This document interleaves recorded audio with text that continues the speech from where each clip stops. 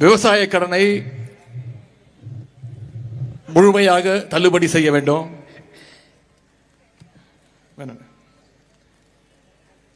மேகதாது அணை கட்டுறதை தடுத்தே ஆக வேண்டும். முக்கியமாக டெல்டா மாவட்டங்களை வறட்சி பாதித்த மாவட்டங்களாக அறிவிக்க வேண்டும்னு நம்முடைய கழக தலைவர் அவருடைய அறிவுறுத்தல் பேரில் மக்கள் விரோத தாவேக அரசுக்கு எதிராக இந்த மாபெரும் கண்டன ஆர்ப்பாட்டத்தை இன்றைக்கு தஞ்சையிலே நடத்திக்கிட்டு இருக்கிறோம். இந்த ஆர்ப்பாட்டத்திற்கு கழகத்தினரும் தோழமை கட்சிகளும் விவசாயிகளும்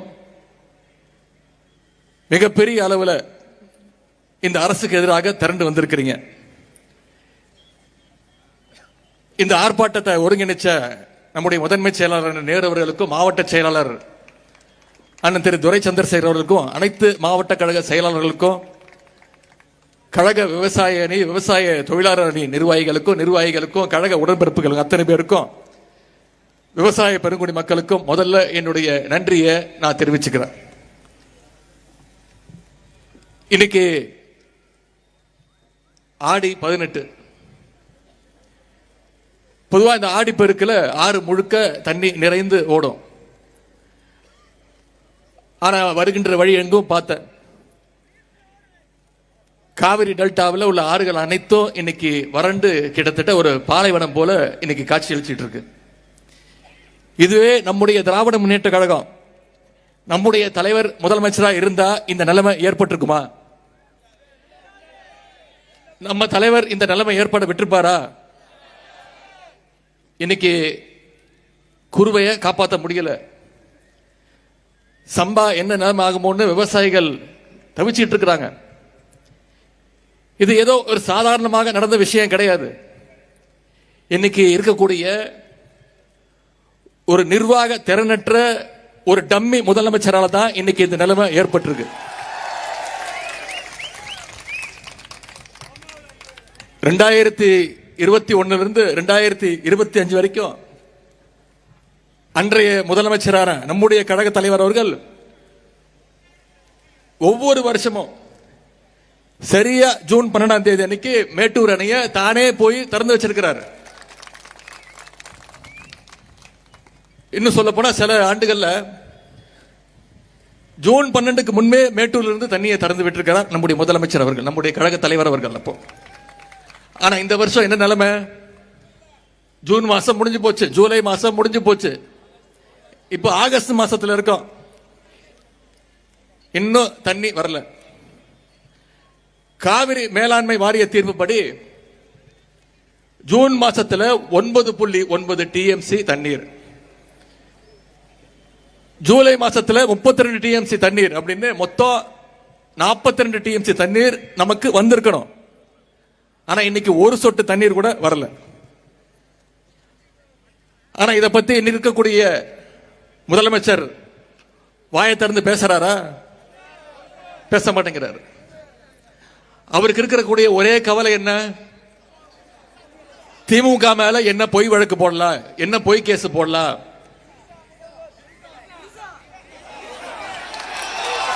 எங்க தண்ணி வருதோ இல்ல அங்க தண்ணி வரணும். காவிரி சொன்ன இங்க தமிழ்நாட்டில் ஆட்சி நடத்துறதுக்கு காங்கிரஸ் தயவு வேணும்.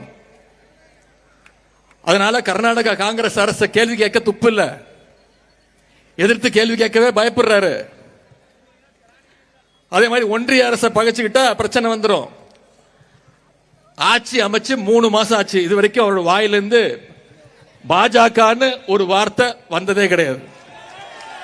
அவ்வளோ பெரிய தைரியசாலி. அது மட்டும் இல்ல, நேற்று மேகதாது பிரச்சனையில ஒன்றிய பாஜக அரசு ஒரு தலைபட்சமா செயல்படுதுன்னு தமிழ்நாட்டு விவசாயிகள் டெல்லிக்கு போராட போயிருக்காங்க.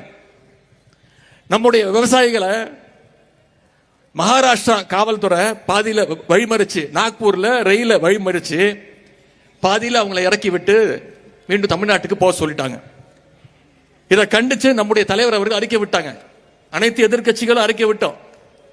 இதை பத்தி முதலமைச்சர் வாய் திறக்கல. ஏன்? மகாராஷ்டிரா நடக்கிறது பாஜக ஆட்சி. அவங்களை எதிர்த்து பேசுறதுக்கோ இங்க இருக்கக்கூடிய முதலமைச்சருக்கு துப்பு இல்ல, திராணி இல்ல. அந்த அளவுக்கு விவசாயிகளுடைய உரிமையை விட முதலமைச்சருக்கு அவருடைய சுயநலம், ஆட்சி எப்படியாவது காப்பாத்திக்கணுங்கிற அந்த சுயநலம் மிக மிக முக்கியம். இப்போ ஒட்டுமொத்த விவசாயிகளும் இந்த அரசுக்கு எதிராக திரும்பினதும் ஒரு டிராமா ஆடினார். 2 நாளா கர்நாடகாவுக்கு போறேன் அப்படின்னு ரீல் விட்டாரு. அனைவரும் சொன்னோம், நம்முடைய தலைவர் சொன்னார், தயவு செய்து கர்நாடகத்துக்கு போகாதீங்க, இது மிகப்பெரிய சட்ட போராட்டம் நடந்துகிட்டு இருக்கு, பல்வேறு ஆண்டுகள் நடந்துகிட்டு இருக்கு, அரை நூற்றாண்டு கால போராட்டம். திராவிட முன்னேற்ற கழகம் மட்டும் இல்ல, அனைத்து எதிர்கட்சிகளும் சொன்னோம், அவங்களுடைய கூட்டணி கட்சியே சொன்னாங்க கர்நாடகாவுக்கு போக தேவையில்லைன்னு. அதெல்லாம் அவர் கேட்கல. ஆனா கர்நாடக முதலமைச்சர் சொல்லிட்டாரு, தயவு செய்து இந்த பக்கம் வந்துடாதீங்க, உங்களுக்கு ஒரு சொட்டு தண்ணீர் கூட கொடுக்க முடியாதுன்னு கர்நாடக முதலமைச்சர் சொன்னதுக்கு பிறகுதான் அமைதியானார். இவரு கர்நாடக முதலமைச்சரை பார்க்கறது இருக்கட்டும், முதல்ல நம்ம ஊர் விவசாயிகளை உங்களை பார்த்தாரா? உங்களுடைய கோரிக்கைகளை கேட்டாரா? முதல்ல என்ன பண்ணிருக்கணும், நம்முடைய விவசாயிகளை வர சொல்லி அவங்களுடைய கோரிக்கைகளுக்கு செவிமடுத்திருக்கணும். அதை இந்த முதலமைச்சர் செய்யல. அரசு தான் எங்களை கூப்பிடல, கேட்கல, நாங்களே வந்து முதலமைச்சரை வந்து பார்த்து பேசுறோம்னு விவசாயிகள் கோட்டை நோக்கி போனாங்க. ஆனா அந்த விவசாயிகளையும் குண்டு கட்ட கைது பண்ணி அரசு தான் இந்த குதிரை பேர அரசு. அந்த அளவுக்கு விவசாயிகள் மேல இந்த முதலமைச்சருக்கு ஒரு வன்மம். முதலமைச்சர் தான் இப்படின்னா, நீர்வளத்துறைக்கு ஒரு அமைச்சர் இருக்கிறார். இப்படி ஒரு அமைச்சர் நீங்க பார்த்திருக்கவே முடியாது. பத்திரிகையாளர் பார்த்தாலே திருட மாதிரி ஓடுறாரு, தலை தெரிச்சு ஓடுறாரு, எந்த கேள்விக்கு பதில் கிடையாது. வேளாண் துறை அமைச்சர் அப்படின்னு ஒருத்தர் இருக்கிறாரு. என்ன தெரியுமா பண்ணிட்டு இருக்கிறாரு இன்னைக்கு வேளாண் துறை அமைச்சர்? வேளாண் பட்ஜெட்டை தூக்கிட்டு போய் திருப்பதிக்கு போய் பூஜை போட்டு கொண்டு வந்துட்டு இருக்கிறார். இதுதான் இன்னைக்கு இந்த அரசுடைய லட்சணம், இங்க இருக்கக்கூடிய அமைச்சர்களுடைய லட்சணம். எந்த மாதிரி அமைச்சர்கள் அமைஞ்சிருக்கிறாங்க? திருட்டு லாட்டரி விற்கிற ஒரு அமைச்சர், திருட்டு விசிடி வித்த ஒரு அமைச்சர், பிளாக்ல டிக்கெட் விற்கிற ஒரு அமைச்சர், உருட்டுக்கட்டையிலோட சுத்திட்டு இருக்கிற ஒரு அமைச்சர், எல்லாத்துக்கும் மேல போதை பவுடர் அமைச்சர். இப்படி மொத்த கேபினட்டுமே ஒரு ஜோக்கர் கூட்டமாக இன்னைக்கு தமிழ்நாட்டில் அமைஞ்சிருக்கு. இந்த ஆட்சியில முதலமைச்சர் ரீல்ஸ் போடுறாரு, அமைச்சர்கள் ரீல்ஸ் போடுறாங்க, சட்டமன்ற உறுப்பினர்கள் ஸ்கூலு, ஹாஸ்பிட்டலு, ஏன் பாத்ரூம் டாய்லெட் கூட விட்டு வைக்கிறது இல்ல, உள்ள போய் ரீல்ஸ் போட்டுக்கிட்டு இருக்கிறாங்க. 2 நாளா நீ பார்த்திருப்பீங்க, 2 அமைச்சர்கள் அவங்களுடைய மாவட்டத்தில் இருக்கக்கூடிய பள்ளிகளுக்கு போய் அங்க இருக்கக்கூடிய குழந்தைங்கள்லாம் வெளில வர சொல்லி அவங்களுடைய கட்சி பேரை கோஷம் போட சொல்லி அதை ரீல்ஸ் எடுத்து போட்டுக்கிட்டு இருக்காங்க. இத மாதிரி ஒரு கேடுகெட்ட ஒரு ஆட்சியே தமிழ்நாடு இதுவரைக்கும் பார்த்ததே கிடையாது. சென்ற மாதம் தொலைக்காட்சி செய்திகள் நீங்க பார்த்திருப்பீங்க, தென்காசி பக்கத்துல ஒரு நெல் கொள்முதல் நிலையத்தில் நெல் மூட்டைகள்லாம் தீப்பிடிச்சு எரிஞ்சிட்டு இருக்கு. அங்க போன தாவேகாவுடைய ஆளுங்கட்சியுடைய ஒரு மாவட்ட செயலாளர் என்ன தெரியுமா பண்றாரு? 4 கேமரா எடுத்துட்டு போய் செட் பண்ணி அதை படம் பிடிச்சு பேக்ரவுண்ட் மியூசிக் போட்டு அதை எடுத்து ரீல்ஸ் போடுறாரு. இப்படி ஒரு ரீல்ஸ் போடுற ஒரு அரசை தமிழ்நாடு இல்ல, இந்தியாவே இதுவரைக்கும் பார்த்தது கிடையாது. அமைச்சர்கள் மட்டும் இல்ல, அமைச்சருடைய சொந்தக்காரங்க அண்ணன் தம்பி எல்லாம் ஆய்வுக்கு போறான்.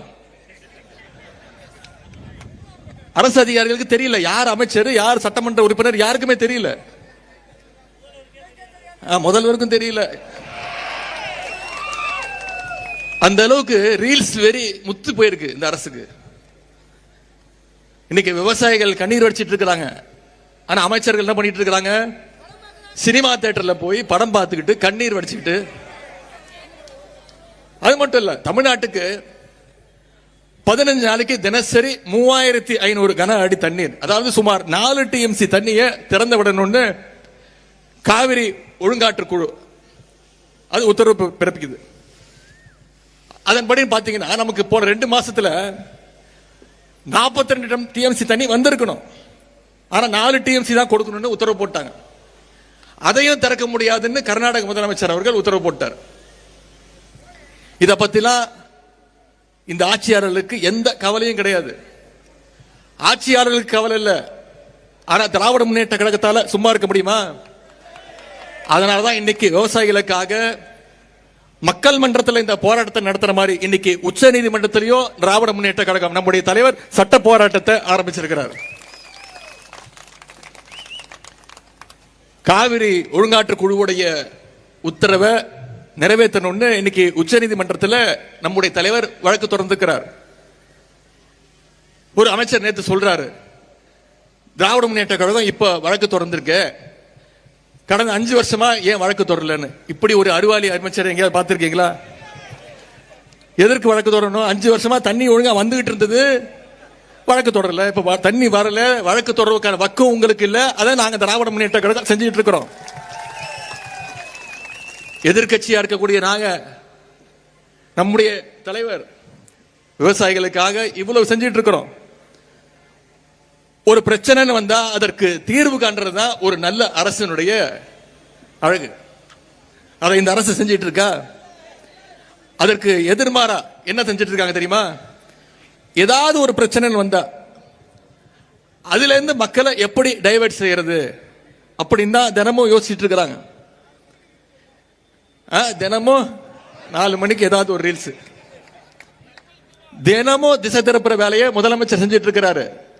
2 நாட்களுக்கு முன்பு இந்த காவிரி பிரச்சனை எல்லாரும் பேசிட்டு இருக்கு, ஒட்டுமொத்த தமிழ்நாடு கொந்தளிச்சிட்டு இருக்கு. முதலமைச்சர் என்ன பண்றாரு? நம்ம தலைவர் ஆட்சியில நாம கட்டின 101 அடி மெட்ரோ ரயில் பாலத்தை இவர் போய் ஆய்வு பண்றாரு. அப்புறம் நம்ம தலைவர் கொண்டு வந்த சென்னை மெட்ரோ ட்ரெயின்ல போய் இவர் டிராவல் பண்ணி ரீல்ஸ் போடுறாரு.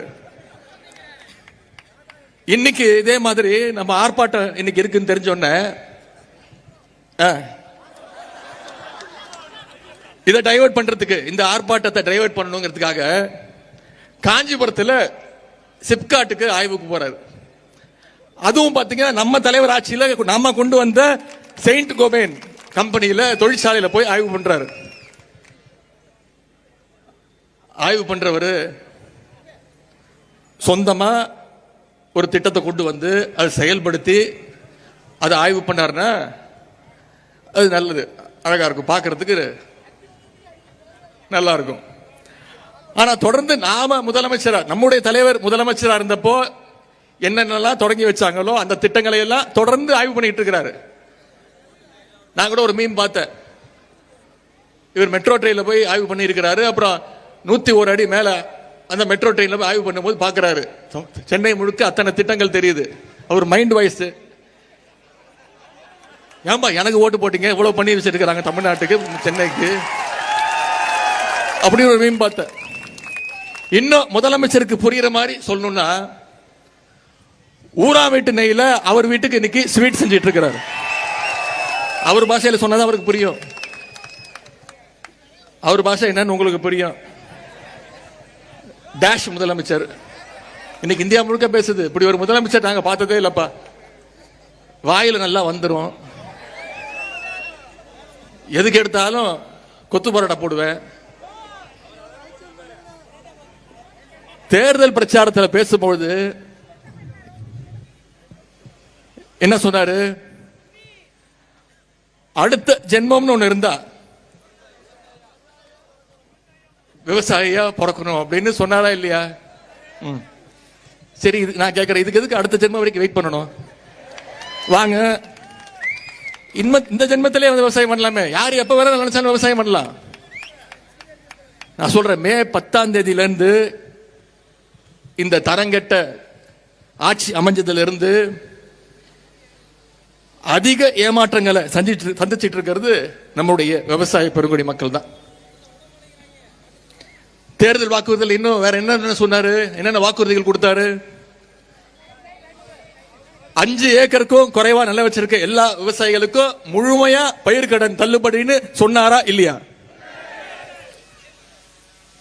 ஆனா ஆட்சிக்கு வந்தோன்னு என்ன சொன்னாரு?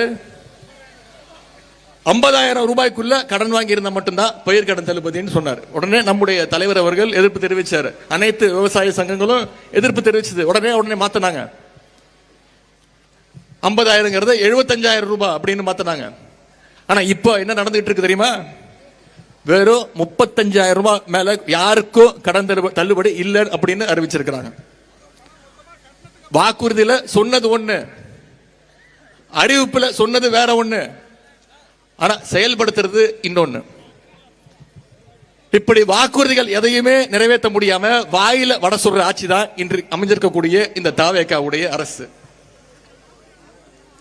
இதுவே 2006 கழக ஆட்சி அமைஞ்சப்போ நம்முடைய முத்தமிழ் டாக்டர் கலைஞர் அவர்கள் தான் சொன்னபடி 7,000 கோடி ரூபாய் அளவுக்கு விவசாய கடனை தள்ளுபடி செஞ்சாங்க. அது எப்படி செஞ்சாரு? அவர் முதலமைச்சரா பதவி இருக்கிற அந்த மேடையிலேயே கோப்புகளை கொண்டு வந்து அங்கேயே கையெழுத்து போட்டாரு. சென்ற ஆட்சியில் நம்ம தலைவர் 12,000 கோடி ரூபாய் அளவுக்கு பயிர் கடன் தள்ளுபடியே நம்முடைய தலைவர் செஞ்சாரு. இந்த சூழ்நிலையில் தான் இன்னைக்கு முழு பயிர் கடனையும் ரத்து பண்ணணும்னு விவசாயிகள் தொடர்ந்து போராட்டத்தை அறிவிச்சிங்க. ஆனா சட்டசபையில் பேசின முதலமைச்சர் என்ன தெரியுமா சொன்னாரு? திமுகவுடைய தூண்டுதலால இன்னைக்கு விவசாயிகள் போராட்டத்தில் இறங்கியிருக்காங்கன்னு உங்களுடைய போராட்டத்தை கொச்சப்படுத்தினவர் இன்றைய முதலமைச்சர் அவர்கள். கழக ஆட்சி நடந்தப்போ மேகதாது அணையை கட்ட விடாம நாம தடுத்தோம், கர்நாடகாவை தடுத்தோம். ஆனா இன்னைக்கு தமிழ்நாட்டில் ஒரு மிக பலவீனமான ஒரு ஆட்சி அமைஞ்சிருக்கு. இந்த வாய்ப்பை எப்படியாவது பயன்படுத்தி மேகதாதுல அணை கட்டலாம்னு இன்னைக்கு கர்நாடக அரசு முழு முயற்சியில் இறங்கி இருக்கிறாங்க. இந்த அரசு மேகதாது அணை கூடாதுன்னு சட்டப்பேரவையில் ஒரு தீர்மானம் அறிவிச்சாங்க. அப்போ அதை ஆதரிச்சு நான் பேசினேன். மேகதாது பிரச்சனை மிக மிக முக்கியமான ஒரு பிரச்சனை. இது கட்சிகள் கடந்து அனைவரும் ஒற்றுமையோடு இருக்க வேண்டிய பிரச்சனை. இந்த அரசு உடனடியாக அனைத்து கட்சி கூட்டத்தை கூட்டணும். தமிழ்நாட்டில் இருக்கக்கூடிய அனைத்து எல்லா கட்சி பிரதிநிதிகளும் ஒன்னா போய் ஒன்றிய அரசுக்கு நாம நம்முடைய அழுத்தத்தை கொடுப்போம்னு சொன்னேன். ஒன்றிய அரசுக்கு அழுத்தத்தை கொடுப்போம்னு தான் சொன்னேன். உடனே ஆட்சியாளர்கள் பயந்துட்டாங்க. நேத்து கர்நாடகாவில் அனைத்து கட்சி கூட்டத்தை கூட்டி காவிரி பிரச்சனையில அவங்களுடைய ஒற்றுமையை இன்னைக்கு அவங்க காட்டியிருக்கிறாங்க. ஆனா இங்க இருக்கக்கூடிய இந்த முதலமைச்சர் அனைத்து கட்சி கூட்டத்தை நடத்துவதையே மிகவும் ஒரு அவமானமா நினைக்கிறார். குருவையை பொறுத்த வரைக்கும் போன வருஷம் 6.5 லட்சம் ஏக்கர்ல சாகுபடி நடந்துச்சு. ஆனா இந்த வருஷம் வெறும் 1.5 லட்சம் ஏக்கர்ல தான் சாகுபடி ஆயிருக்கு. கிட்டத்தட்ட 14 லட்சம் விவசாயிகள் இதனால பாதிக்கப்பட்டிருக்கிறாங்க. சுமார் 2,500 கோடி ரூபாய் அளவுக்கு விவசாயிகளுக்கு இன்னைக்கு இழப்பு ஏற்பட்டிருக்கு. ஆகவேதான் ஏக்கருக்கு 25,000 ரூபாய் நிவாரணம் கொடுங்க, பயிர் காப்பீட்டுக்கான பிரீமியமை அரசே செலுத்த வேண்டும், சம்பா சாகுபடிக்கு விதை, உரம், பூச்சிக்கொல்லி இதையெல்லாம் மானியமாக அரசு கொடுக்க வேண்டும் அப்படின்னு நம்முடைய தலைவர் அவர்கள் அரசுக்கு கோரிக்கை வச்சாங்க. ஆனா இந்த கோரிக்கையையும் ஏற்க இந்த அரசு தயாராக இல்லை. அதனாலதான் இன்னைக்கு வீதிக்கு வந்து நாம போராடிட்டு இருக்கிறோம். நாம இவங்கிட்ட கேட்டுக்கொள்வதெல்லாம் தேர்தல் அறிக்கையில சொன்னபடி முழு பயிர்க்கடனையும் தள்ளுபடி செய்யணும், மேகதாது அணை கட்டுறதை தடுத்து நிப்பாட்டி ஆக வேண்டும், வறட்சியால் பாதிக்கப்பட்டுள்ள விவசாயிகளுக்கு உரிய நிவாரண தொகையை செலுத்த வேண்டும். அதற்கு மிக மிக முக்கியமாக இந்த டெல்டா மாவட்டங்களை வறட்சி பாதித்த மாவட்டமாக அறிவித்தாக வேண்டும்னு நம்முடைய கோரிக்கையை மீண்டும் இந்த அரசுக்கு நினைவுபடுத்த வருகின்றோம். விவசாயிகள் தொடர்பான இந்த பிரச்சனைகள் எல்லாம் வர்ற சட்டமன்ற கூட்டத்தொடரில் 2 நாள் ஆரம்பிக்குது, 5ஆம் தேதி ஆரம்பிக்குது. சும்மா விட மாட்டோம். வர்ற சட்டமன்ற கூட்டத்தொடரில் திராவிட முன்னேற்ற கழகம் நிச்சயம் இந்த பிரச்சனையை எழுப்போம். சட்டமன்றம், நீதிமன்றம், மக்கள் மன்றம்னு அனைத்து இடங்கள்லையும் விவசாயிகள் உங்களுக்கான ஆதரவாக, உங்களுடைய குரலாக திராவிட முன்னேற்ற கழகம் என்றைக்கும் ஒலிக்கும். டெல்டா விவசாயிகளுக்கும் திராவிட முன்னேற்ற கழகம் என்னைக்கும் பக்கபலமாக இருக்கும். காவிரி பிரச்சனையில் தமிழ்நாட்டுடைய உரிமையை என்றைக்கோ நிலைநாட்டுவோம்னு சொல்லி இந்த சிறப்பான வாய்ப்பை ஏற்படுத்தி கொடுத்த நம்முடைய முதன்மை செயலாளருக்கும் கழக தலைவர் அவர்களுக்கும் மாவட்ட கழக செயலாளர்களுக்கும் நிகழ்ச்சியில் பங்கேற்ற அனைத்து விவசாய பெருங்குடி மக்களுக்கும் உங்க அத்தனை பேருக்கும் என்னுடைய நன்றியை தெரிவித்து வாய்ப்புக்கு நன்றி கூறி விடைபெறுகின்றேன். நன்றி, வணக்கம்.